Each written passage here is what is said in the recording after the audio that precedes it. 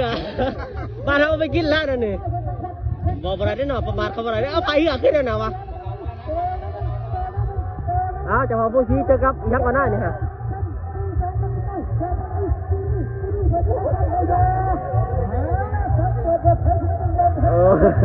ใครอยู่เขาคล้องไว้แหละ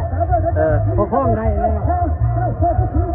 จะพอผู้ชี้กินขาดเลย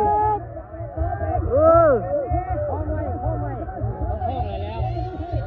นำเขาประทันแม่